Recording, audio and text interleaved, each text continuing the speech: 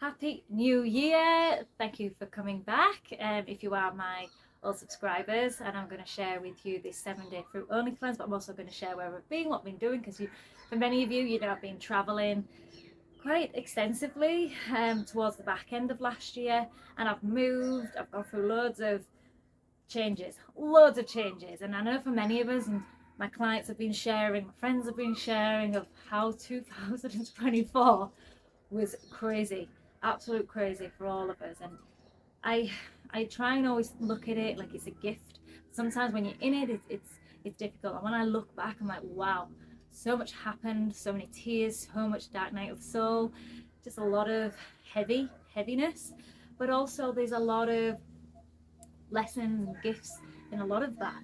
And I feel like if we can surrender and let go of the what it's supposed to look like, that's where we're going to have least amount of resistance. We're going to be more in flow, and the channel is all about is just surrendering and going in flow and listening to our body, getting in tune, and you know, not binge eating, not suppressing, not choosing these foods that sedate us, but actually from that you're going to gain so many insights in how you move in your everyday life and how you just respond to what's happening and be the observer rather than the reactor. And it's something I've been really passionate about over the years.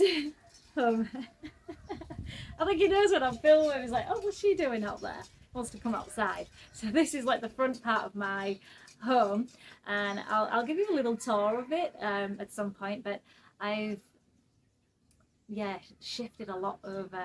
Like I've gone from a retreat, doing my retreats, and at my home in the north of Phuket, Thailand, and now I'm in the south of Phuket, and it's a beautiful area. I'm right in the jungle.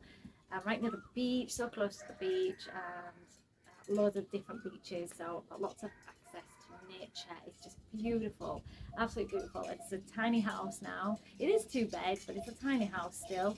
I love it. It gives me the space and the love that I need, and for now, for what it is now. So I moved, then I went traveling for 6 weeks around Mexico and Costa Rica. But before I go into that, just let me just tell you about this 7-day fruit only cleanse. If you're feeling heavy, feeling stuck in loss, and you just need a reset, more like emotional, I really work with the psychological, the emotional heaviness that we have holding us back, and how these patterns, these beliefs that we have, we know aren't serving us, but we just feel stuck. We can't seem to move through them in a gentle, loving, softer way, and we have so much resistance. But also the physiological side, you know, the detox that comes with cleansing. But when we're feeling heavy and we've eaten a lot over, you know, for some of you, I know you've eaten a lot over the Christmas period and still continue to, and you've got trapped into that cycle, because I've been there myself, where I've just binge it all Christmas, sedated all the way through it, didn't feel so good, felt heavy. I've come out of that a long time ago, so I don't have that. But there are moments when I don't feel that good, and I do use food to suppress my emotions. And what I teach you is to step back into your power of not using food, to not, because there's consequences when we do that. You know, we don't just then have an extra burden of this weight and the heaviness we feel in our body, but in our mind as well. The patterns that we continue to keep doing because we keep suppressing, we keep sedating, we want to escape. We're not really tuning in to our emotions. I work with those that really want to just cleanse, not just the body, but their soul. Cleanse the mindset, you know, cleanse the beliefs, these patterns that we keep just recycling that hold us back. We're going to start letting go of a lot of things that just keep us stuck. So a reset, a 7-day reset, might only seem like a short period, but you transform so much. It's the start of a really beautiful experience. Great way to start the year. I love doing cleanses, as you know. I don't make it as an excuse to just then fall off the wagon or do other things and get back on it. No, I use it to recharge, reset, and just take some time to be present. I want you to really tune into more of the presence, more of the moment, more mindfulness in our lives, because I think that's what holds us back. If we keep on doing these patterns unaware, then we're never really going to heal those. We're going to keep trapped, we keep stuck. And that's why we keep yo-yoing or going back to old ways, and why food just seems to own us, to take over our life. We want to feel good. We want to feel that we have a life that is enjoyable and in presence and in kindness and compassion. And that's why I choose the fruit cleanse, because the fruit's that most hydrating food of anything else. We're going to hydrate a cellular level. We're going to reset the microbiome to a level that is going to then allow you to step on to the next stage. And that's where you, if you want extra support, get access to the group. It's an intimate, intuitive, mindful group that supports you pre-cleanse. So we're starting on the Sunday, 12th of January to for 7 days. And you've got then the post-cleanse support as well. So you get a full month, full access of a full month of really tuning in to what we really desire and what we really truly crave. And it's not the food that we crave. We've got lots of unmet needs, and I go through this. I go through what is really calling us. You know, in society, we're always in this doing. We're always having to get this, get that, do more, be more. And that's where we lose ourselves, and we lose. I'm not saying that is completely a bad thing. It's just that we can lose ourselves in that, and that's why we turn to these addictions that hold us back. And I want to empower you to then step into this control of your desires that have not been serving you. It's a different way to move. Instead of, it's surrender and letting go of these circumstances don't serve us, but it's having the control to know that, okay, this food is not going to give me what I need, maybe short term, but not the long term. Anyways, that's for that. If you want more information, I'll put all the information in the description box below. But where I've been is all over. So I moved to the south, got settled in for like a couple of weeks, and then I had so many issues with my car and visas, just non-stop. I was so stressed, and I had loads of dogs that were getting adopted. As many of you know, I'm in rescue. I help rescue dogs, and I then flew. I got the opportunity to fly a dog. I've never actually done a long haul flight with a dog that I was sending on my own to from England to Thailand, and I took him to be adopted in Mexico. So went to visit my friends, stayed there. I went to Playa del Carmen, then to Tulum, back to Playa. Then I went to Costa Rica. I was in Costa Rica a couple of weeks. So I think, around 2 weeks. I spent more like 3-4 weeks in Mexico, and just nearly 3 weeks in Costa Rica. 3 weeks in Costa Rica. And I did the jungle, and it was raining a lot initially, and it was quite chilly for me in the November. And then I did a big hike from Fort La Fortuna to Monteverde, and then I went to Lands. Before that, I was in Lands of Love, which is a vegan resort and helps rescue animals. They're beautiful, they're great. It was a wonderful experience. And then drove over to the west coast of Costa Rica, Tamarindo, Negra, and then Asara. I absolutely loved Asara, and Asara was so beautiful. It's a surface town, really nice, but I did find Costa Rica quite expensive comparing to Thailand, and even Phuket. Phuket's prices have gone up, but they were like double at least the price, and it's not that easy to get anywhere, so I recommend getting a car. But the roads aren't the greatest, the beaches are beautiful, but they get busy in the tourist areas. Like Tamarindo I did not like personally, I did not enjoy. Abundance of fruit, that was easy. Restaurants were fairly easy except for like Negra, but Masara, brilliant for vegans, raw vegans. A lot of people working in the wellness space. There was a lot of those coaches and sound healing. That was beautiful, and helped a doggy that was not very well. His skin was really sore, so I'm always bringing my animal work with me. And then went over to Mexico and back to Mexico. I did Mexico before and did the cenotes. Went to Coco Bongos. Not my vibe really. It was spectacular, the show, but it was too more party, and as you know, I don't do parties.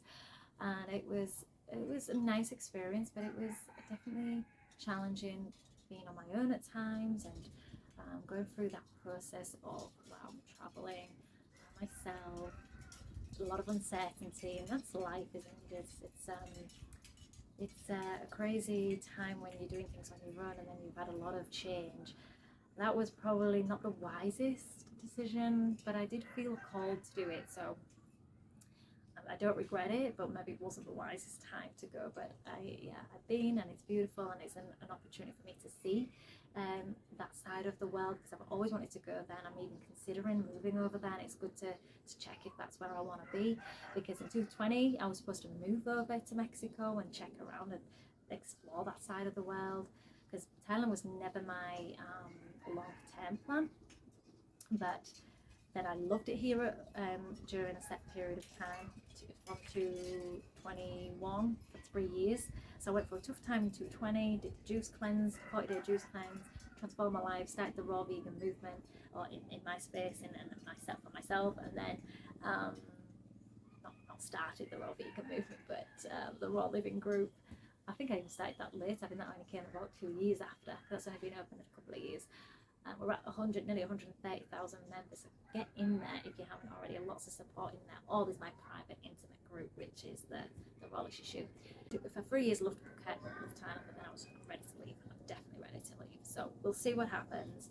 I do feel the call to go there in the next year or two. So yeah, I'm going to go back this year and explore a little bit more, probably Colombia, Panama, more of Costa Rica, because I want to go to the East Coast and Evita and things. So I'm going to check those out. And if you recommend any places, do let me know.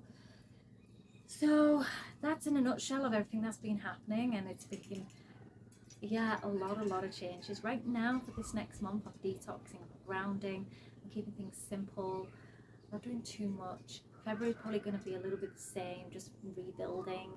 March, I'm going to start exploring again. I believe I'll be back out doing some traveling, but I think for the next year, definitely for the next month, 2 months, just basing myself, just settling, and just honor where that is right now. Sometimes in life, it's like seasons.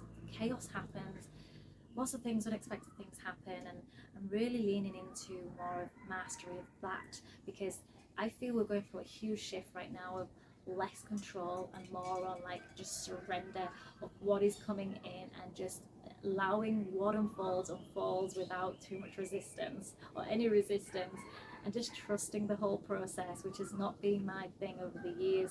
And I know for many of us, we've all been used to, we do this, we get this, we do this, we get this, you get a job, you get this amount of money, And as you know, in entrepreneurship, that doesn't always work, but we've had other things that are kind of like set. But I feel like the whole world is changing now. It's like there's no certainty. Since what happened in 2020, it's really shown people, wow, we don't really have control in that sense, but also we don't, there's a bigger thing,